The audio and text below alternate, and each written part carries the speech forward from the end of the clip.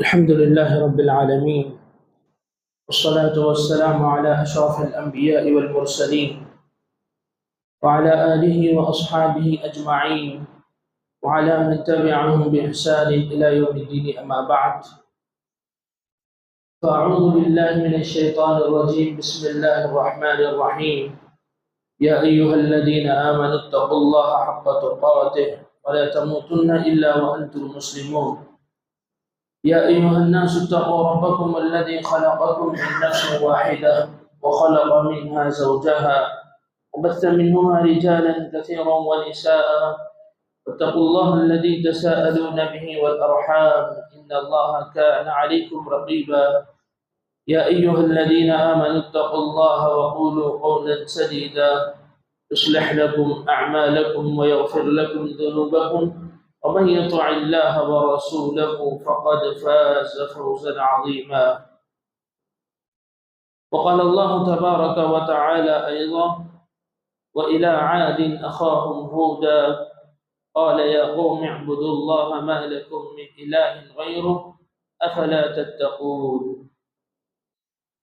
حاضرین گرامی قدر اور پردہ نشین خواتین اسلام، فجر کے بعد کے دروس میں ہم اور آپ انبیاء علیہم السلام کی سیرت کے متعلق جانکاری حاصل کرتے ہوئے آ رہے ہیں۔ آج جس نبی کی سیرت کو ہم اور آپ معلوم کرنے جا رہے ہیں وہ قوم عاد کی طرف بھیجے گئے نبی حضرت ہود علیہ السلام ہے۔ حضرت نوح علیہ السلام کے بعد اللہ تبارک و تعالیٰ نے نسل انسانی میں خوب برکت عطا فرمائی، اور اللہ تبارک و تعالیٰ نے نہ صرف اولاد میں بلکہ مال میں، کھیتی باڑی میں، جانوروں میں، ہر قسم کے معاملات میں اللہ تبارک و تعالیٰ نے انسانوں کو خوب برکت عطا فرمائی۔ حضرت نوح علیہ السلام اور قوم نوح کے بعد اس دنیا میں جو قوم پلی بڑی اور جس کو اللہ تبارک و تعالیٰ نے ایک بہت بڑی طاقت دی تھی وہ قوم عاد ہے۔ اللہ تبارک و تعالیٰ کی طرف سے اتنی تمام نعمتیں حاصل کرنے کے باوجود بھی قوم عاد اللہ تبارک و تعالیٰ کی ناشکری پر اتر آئی۔ نتیجے میں وہ جو طوفان کچھ سال قبل حضرت نوح علیہ السلام کی قوم کے اوپر شرک کی وجہ سے، نافرمانی کی وجہ سے، ان کے گناہوں کی وجہ سے آیا تھا، قوم عاد نے اس طوفان کو بھلا دیا۔ یہ لوگ بھی اسی طریقے سے شرک کی طرف آ گئے جس طریقے سے قوم نوح شرک کی طرف آئی تھی۔ اپنے ہاتھوں سے بتوں کو تراش کر، پتھروں کو تراش کر یہ لوگ ان کی عبادت کیا کرتے تھے، انہی کے سامنے سجدہ کیا کرتے تھے، انہیں سے اپنے نظر و نیاز مانگا کرتے تھے، یعنی ہر طریقے کا شرک قوم عاد میں بھی آ چکا تھا۔ اور اس سے آگے بڑھ کر اللہ تبارک و تعالیٰ نے قوم عاد کو ایک بہت طاقت عطا فرمائی تھی۔ قد کے اعتبار سے بہت لمبے لوگ، طاقت کے اعتبار سے اللہ تبارک و تعالیٰ نے ایک الگ قوت ان لوگوں کو عطا فرمائی تھی۔ اس قوت کا استعمال، اس طاقت کا استعمال اگر یہ اسلام کی سربلندی کے لیے کرتے تو یقیناً ایک نیکی کا عمل ہوتا، ایک اچھا عمل ہوتا،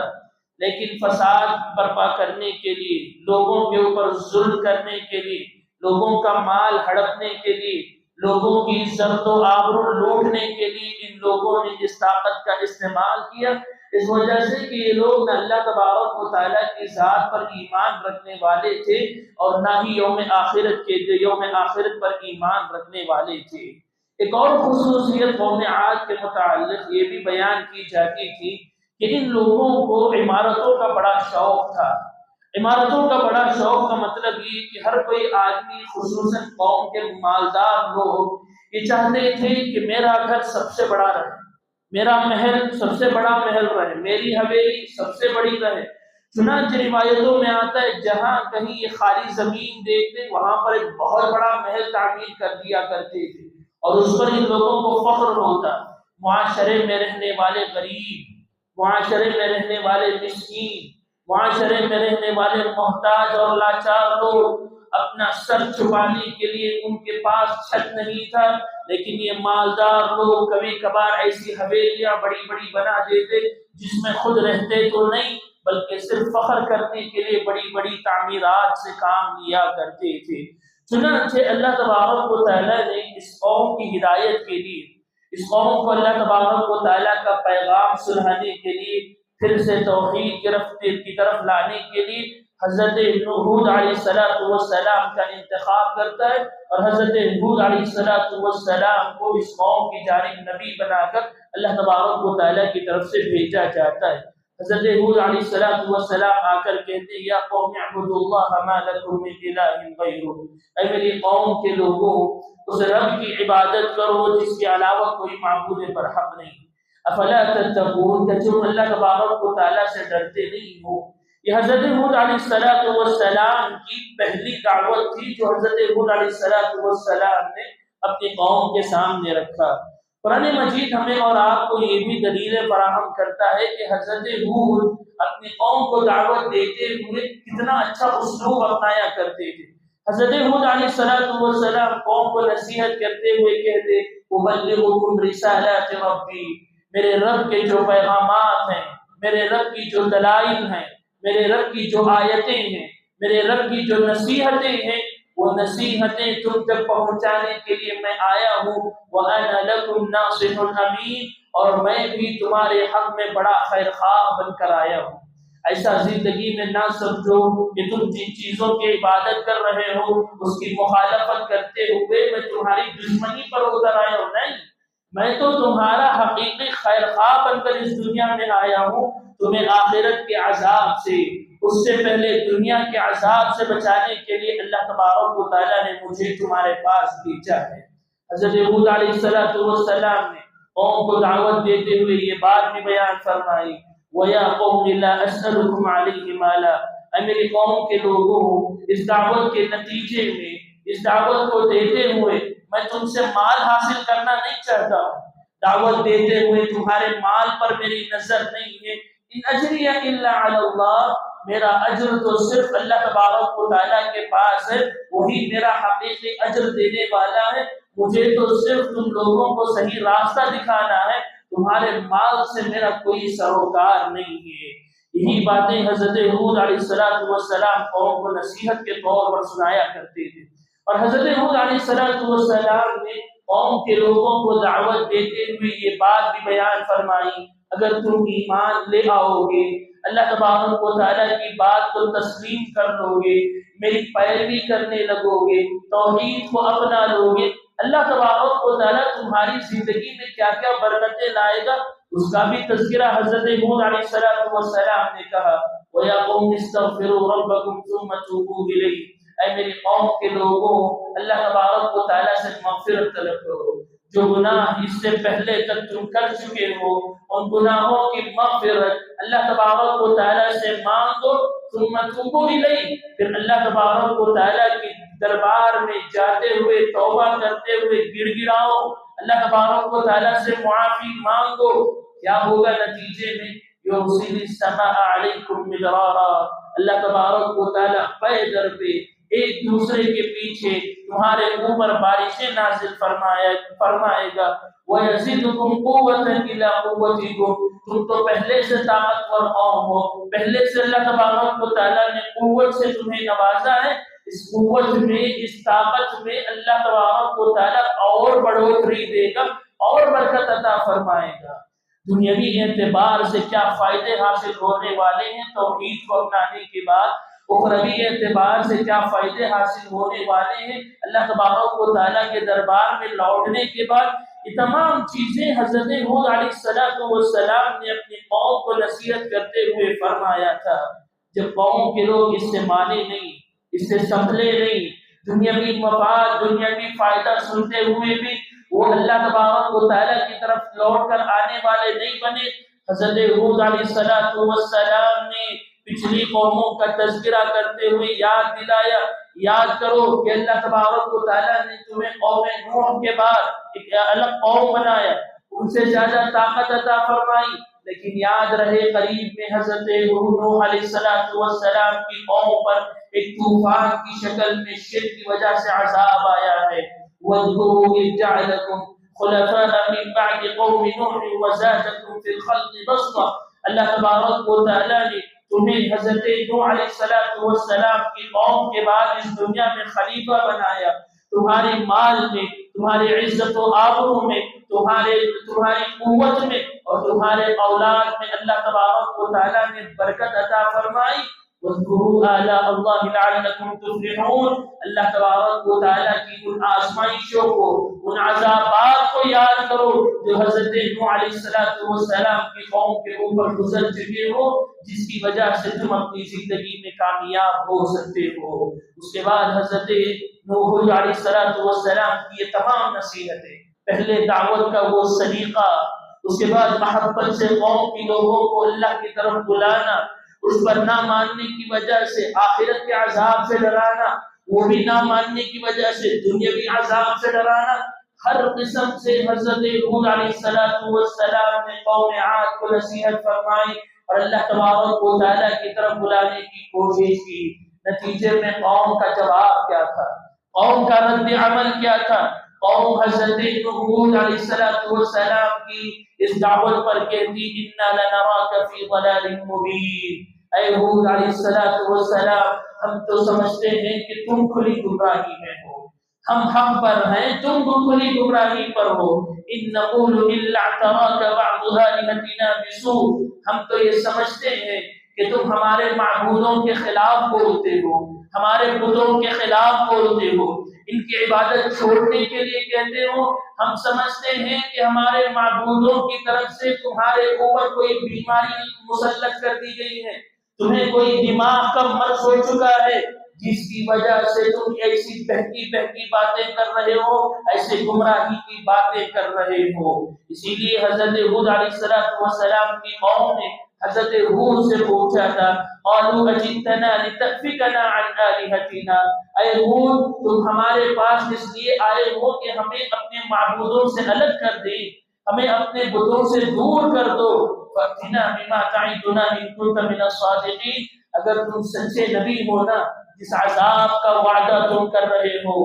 جس عذاب کی دھمکی ہم کو دے رہے ہو، اس عذاب کو لا کر بتاؤ اگر تم سچے نبی ہو۔ حضرت ہود علیہ السلام نے اس کے بعد قوم سے بری ہونے کا اعلان کر دیا۔ حضرت ہود علیہ السلام نے کہا انی اشہد اللہ، اے لوگوں گواہ رہو،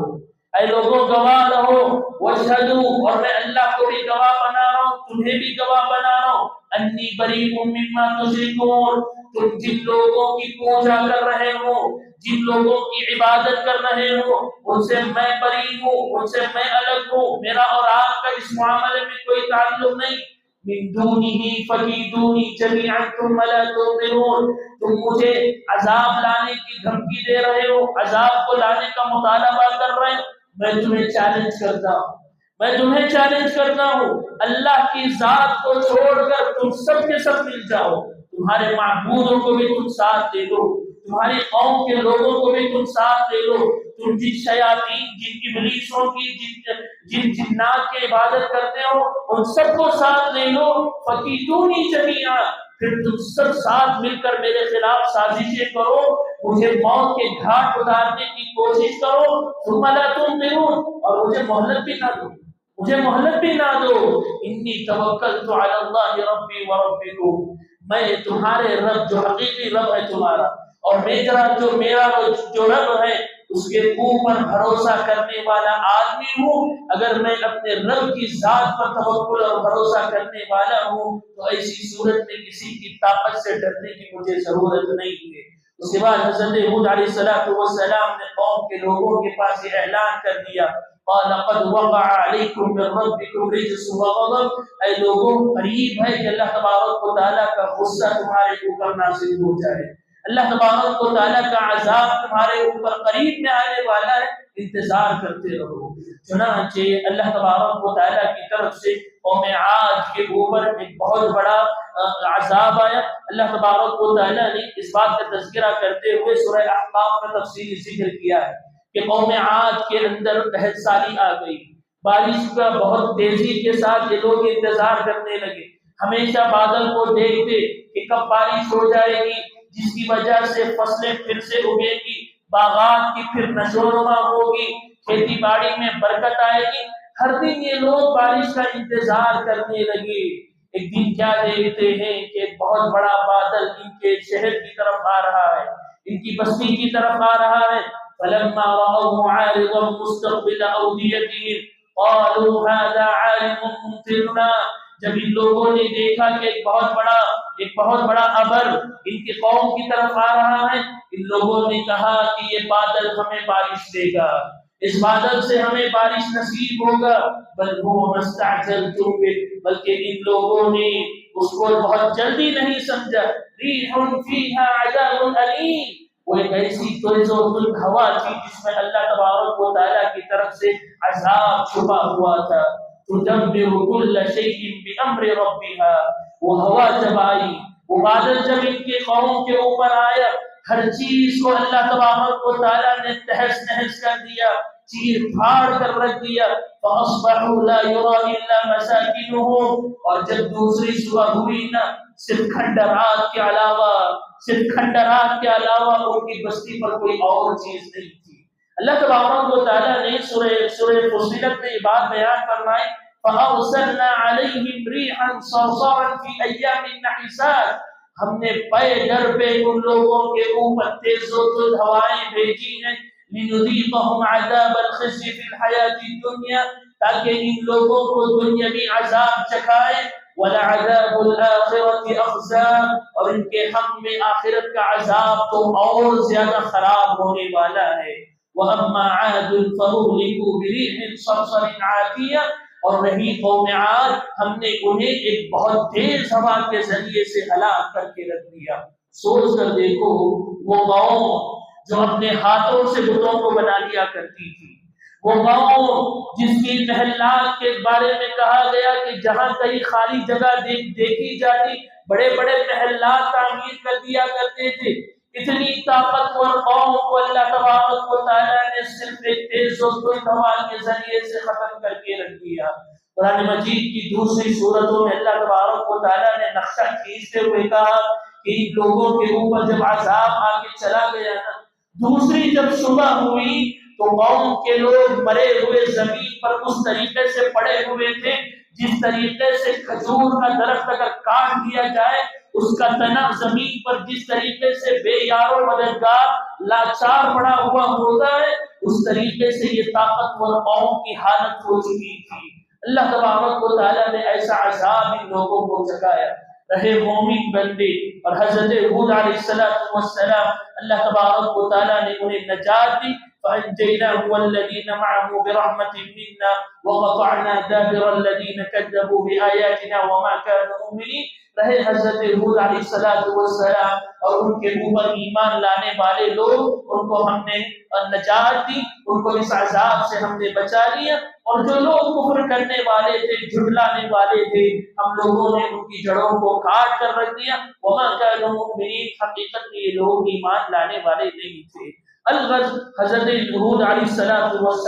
یہ وہ نبی ہیں جو قوم عاد کی طرف بھیجے گئے تھے، دعوت کا کام انہوں نے کیا۔ جو جن لوگوں کو اللہ تبارک و تعالیٰ کی طرف سے ہدایت نصیب ہوئی، توفیق ملی، ان لوگوں نے حضرت ہود علیہ السلام پر ایمان لائے۔ جو لوگ تکبر کیے، اللہ تبارک و تعالیٰ کے حق کا انکار کیا، نتیجے میں اللہ کی طرف سے عذاب نے ان کو عادت پہنچا۔ یہ حضرت ہود علیہ السلام کی مختصر سی سیرت تھی جو مجھے آپ کے سامنے رکھنی تھی۔ اللہ تبارک و تعالیٰ سے دعا ہے کہ رب العالمین انبیاء علیہ السلام کی سیرت سے حاصل ہونے والے اسباب کو اپنی زندگی میں نافذ کرنے کی ہمیں اور آپ کو توفیق عطا فرمائے۔ جب تک دنیا میں رکھے، ایمان اور اسلام پر قائم رکھے، اور جب خاتمہ ہو تو خاتمہ بالخیر ہو۔ صلی اللہ علیہ نبینا محمد وعلی آلہ وصحبہ اجمعین۔